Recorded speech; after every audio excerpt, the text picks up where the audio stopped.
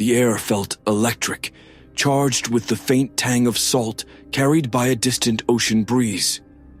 Above them, the sky stretched vast and pale, tinged orange and purple with the sinking sun. The cliff's edge jutted sharply into nothingness, a stark boundary between the living earth and an infinite abyss of air and water.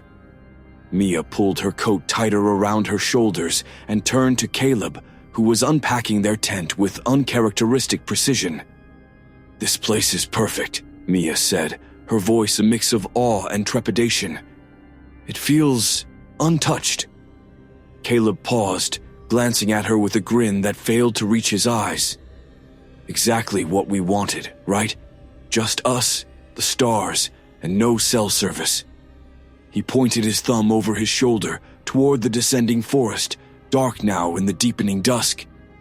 "Not even a single campsite for miles." Mia nodded, but her stomach fluttered uneasily. She looked toward the cliff again, to the way the horizon seemed to tilt slightly, giving the impression that the earth was trying to swallow the sea. The sound of waves crashing far below added a strange, rhythmic undertone to the silence. They set up camp quickly. The tent, though compact, seemed to fill the narrow ledge, its bright orange fabric glowing softly as Caleb lit the small camping lantern inside. The single flame was a fragile thing against the growing shadows. They shared a quick meal, their conversation meandering but light, reminiscing about the small arguments they'd had during their last trip and laughing over Caleb's terrible attempts at cooking. But as the stars emerged one by one, a silence crept into the spaces between their words, filling the void with the weight of the surrounding wilderness. The wind carried the faint scent of pine and damp earth, and Mia found herself constantly glancing toward the cliff, her thoughts pulled back to the edge. "Do you think anyone's ever camped here before?" she asked, her voice barely audible over the wind. Caleb chuckled softly. "Doubt it. Too remote. The guy who sold me the map said this trail's hardly ever used." Mia's lips twitched into a half-smile, but a sense of being watched prickled at the back of her neck. She shook it off, blaming the unusual stillness of the night. As the fire flickered lower, they crawled into the tent, the thin nylon walls barely a barrier against the world outside. Caleb fell asleep quickly, his breathing steady and deep. But Mia lay awake, the faint pulse of waves below syncing with her heartbeat. She listened to the quiet rustling of wind in the trees, the occasional snap of a branch or rustle of grass. It was a peaceful sound, until it wasn't. There was something else, buried in the ambient noise. A faint scraping sound, rhythmic and deliberate, like stones being dragged against each other. Mia sat up abruptly, her skin crawling. She strained her ears, holding her breath. Nothing. She let out a soft laugh, relieved by the absurdity of her own fear. Her mind was just playing tricks on her. Lying back down, she closed her eyes and forced herself to focus on Caleb's breathing. But the sound returned. It was closer this time. Mia's hand shot out, shaking Caleb awake. He grumbled incoherently, swatting at her, but she hissed his name until his eyes fluttered open, groggy and unfocused. "What?" he mumbled, sitting up and rubbing his face. "What's wrong?" "Listen," Mia whispered. Caleb froze, his head tilting slightly as he tuned into the quiet. At first, there was only the ambient hum of the forest, a natural symphony of creaks and groans. But then he heard it, a soft, rhythmic sound like something scraping against stone. His brow furrowed. "Probably just rocks falling down the cliff," he said, though his voice lacked conviction. He lay back down, but Mia stayed upright, her muscles tense. The scraping shifted, growing more erratic, almost purposeful. It seemed to circle the tent, stopping occasionally as if to listen. "Caleb," she whispered again, panic edging her voice. "That's not falling rocks." He sighed and sat up again, this time grabbing the flashlight from his pack. "All right, fine. I'll check it out." Mia grabbed his arm. "Don't, just stay here. It might be an animal." He gave her a half smile. "That's exactly why I should check. Better to scare it off than let it mess with our stuff." Despite her protests, Caleb unzipped the tent flap and stepped into the cool night. Mia stayed behind, clutching the edge of the sleeping bag as if it could protect her. The beam of the flashlight cut through the dark, illuminating the jagged cliff edge and the dense thicket beyond. "See," Caleb said, his voice too loud in the stillness. "Nothing. Just..." The light caught something, a flicker of movement near the cliff edge, so brief Mia wasn't sure if she'd imagined it. Caleb swung the flashlight toward the spot, but there was nothing there, just the same rocky outcrop illuminated in cold white light. "What was it?" Mia asked, her voice trembling. "Probably a bird or something," Caleb said, though his tone was strained. He stepped closer to the edge, peering into the void. "Caleb, don't..." "I'm fine," he replied, but his voice wavered as he took another step forward. The darkness beyond the flashlight beam seemed to shift, almost as though it were alive, pressing in at the edges of their world. The scraping sound returned, louder this time, coming from the cliff face below them. Caleb turned back, his face pale. Let's get back in the tent." Mia didn't argue. They zipped the tent shut behind them, but the sound continued, a haunting melody that wrapped around the edges of their fragile haven. Neither spoke, both staring into the darkness beyond the thin walls, their breaths shallow. Outside, the unseen force circled closer, its presence palpable, as though the very ground beneath them was alive. Morning came reluctantly, the sun muted behind a veil of clouds, casting the cliffside in an anemic gray light. Mia and Caleb emerged from the tent, their faces drawn and pale from a restless night. The unease that had settled over them in the dark hadn't lifted. Instead, it clung to them like mist, dampening their every move. "Let's pack up," Mia said, her voice clipped. She was already pulling the stakes from the ground, her hands trembling as she worked. Caleb didn't argue. The playful defiance he'd shown the day before was gone, replaced by a quiet tension that matched hers. He folded the tent with mechanical efficiency, his eyes darting toward the edge of the cliff and the dense woods beyond. Neither of them mentioned the scraping sounds or the strange movement in the shadows. It felt safer to leave it unspoken, as though voicing their fears might solidify them. As they loaded their packs, the faint sound of rocks shifting carried on the breeze. Both of them froze, their eyes meeting in silent agreement. Whatever was out there wasn't gone. "Let's just get to the car," Caleb said, his voice barely above a whisper. "We can leave the rest of the trail for another time." The car was miles away, parked at the trailhead where they'd started their hike. The journey back would take hours, but the thought of remaining on the cliffside any longer was unbearable. They set off quickly, their boots crunching against the rocky path. The forest felt different now. The trees, which had seemed majestic and ancient when they'd arrived, now loomed overhead like silent sentinels. The trail wound downward, flanked by dense undergrowth that seemed darker than it should have been. The usual sounds of nature, birdsong, rustling leaves, were conspicuously absent. As they descended, a soft glow caught Mia's eye. It flickered faintly through the trees, pale and otherworldly, hovering just off the path. "Caleb," she said, stopping in her tracks. She pointed toward the light, her heart hammering in her chest. He followed her gaze, frowning. "What is that? A lantern?" Mia shook her head. Who would be out here? The light pulsed gently, shifting in a way that didn't seem natural. It floated closer, weaving between the trees, its movement hypnotic. Despite her fear, Mia felt an inexplicable pull toward it, as though it were beckoning her. "We shouldn't follow it," Caleb said, his voice firm.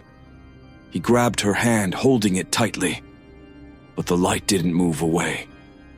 Instead, it hovered at the edge of the trail, flickering like a dying star. For a moment, Mia thought she heard something, a low, melodic hum that resonated deep in her chest. "It's just a trick," Caleb said, though his voice lacked conviction. "Maybe swamp gas or a reflection." "There's no swamp here," Mia replied, her gaze fixed on the glow. As they stood frozen, the light began to move again, drifting slowly into the forest. The hum grew louder, more insistent, carrying a rhythm that was almost human.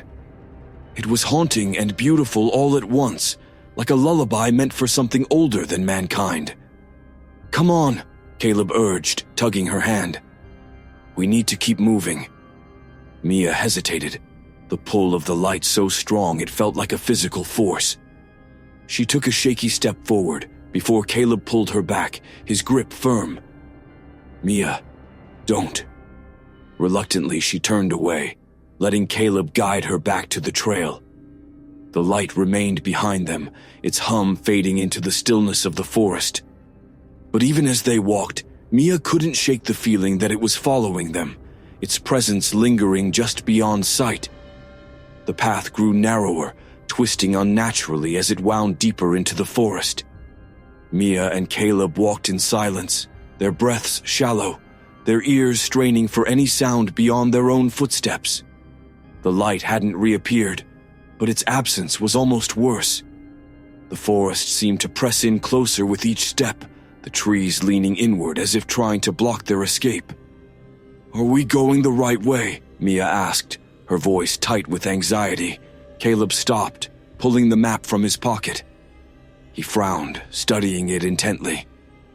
"We should be, but I don't remember the trail looping like this."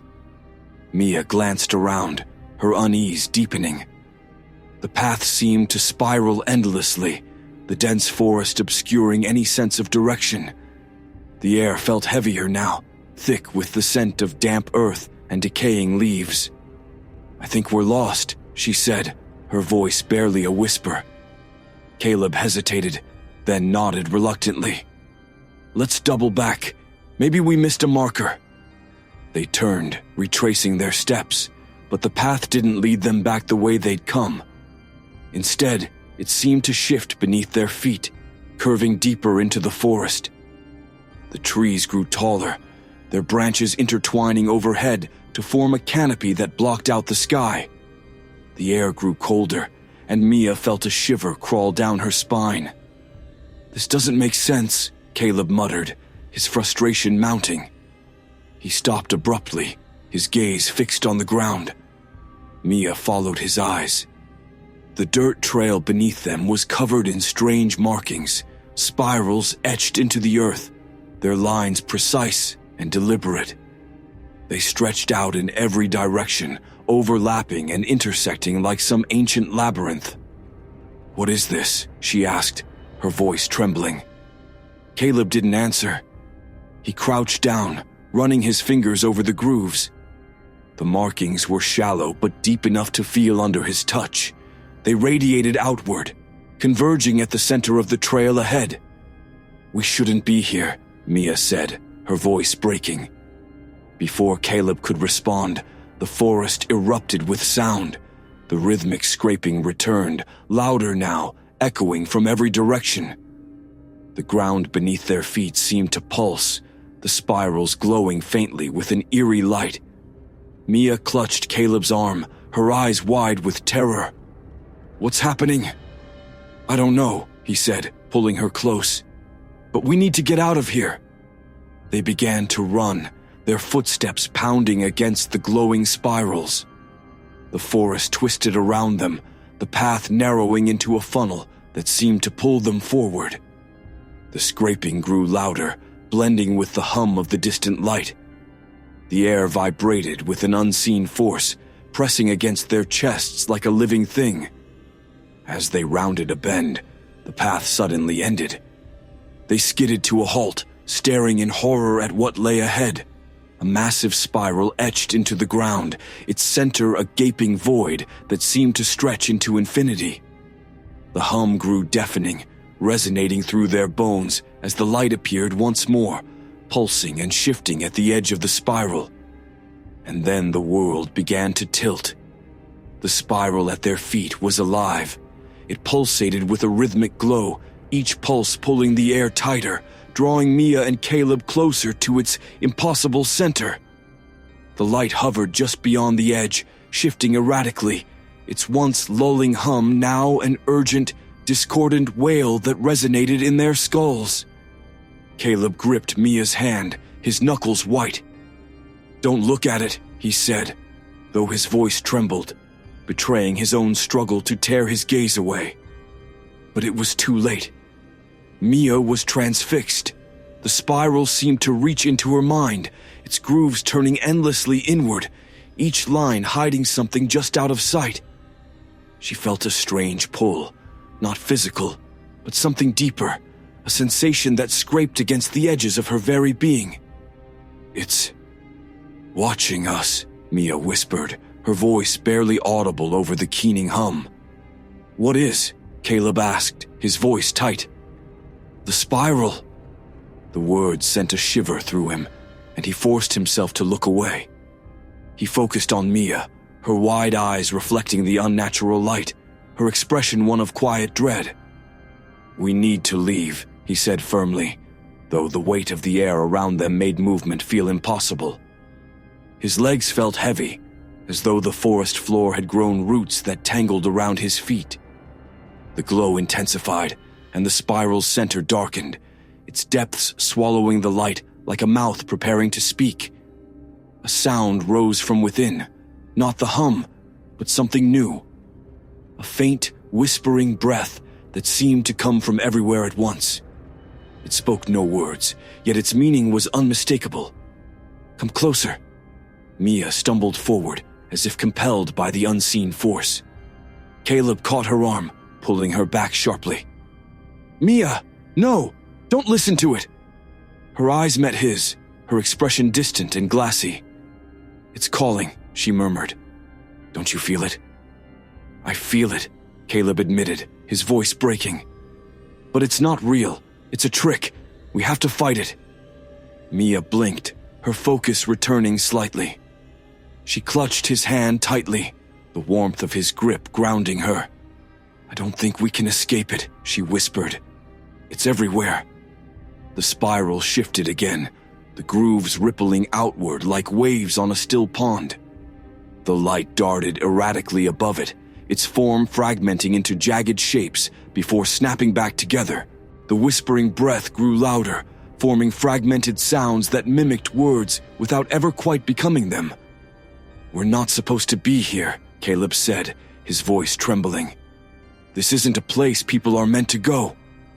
Mia nodded, tears glistening in her eyes. "But what is it? What does it want?" As if in answer, the spiral's center deepened further, its edges warping until the darkness within seemed to rise, forming a vague, towering shape. It wasn't solid. Its edges rippled like smoke, constantly shifting. But its presence was overwhelming, pressing against their minds like the weight of 1,000 unseen eyes. The shape leaned closer, and though it had no face, Mia felt its gaze pierce through her, seeing not her body, but her thoughts, her fears, her very essence. It wasn't malevolent. It didn't need to be. It was predatory in the purest sense, a force of nature that consumed simply because it could. "We have to go," Caleb said again, his voice desperate. Mia nodded, her breath shallow. Together they backed away, step by agonizing step, their eyes never leaving the shifting figure. The spiral seemed to resist their retreat, its glowing grooves growing brighter, its whispers louder, clawing at the edges of their senses. The light followed them, hovering just beyond their reach, its erratic movements growing faster.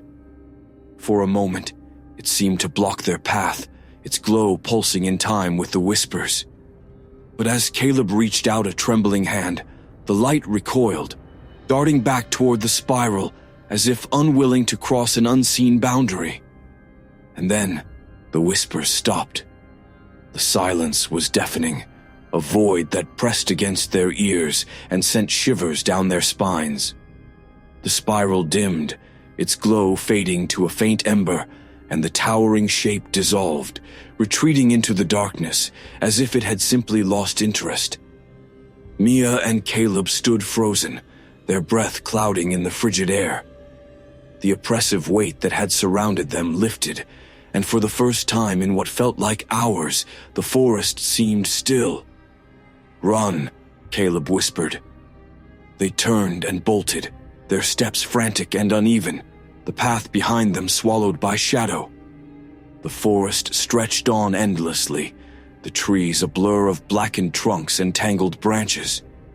But they didn't stop, driven by the primal instinct to flee. When they finally broke through the tree line, the air felt lighter, the world more real. Their car was waiting, dusted with leaves but untouched. They scrambled inside, slamming the door shut, and Caleb started the engine with shaking hands. As they drove away, neither of them spoke.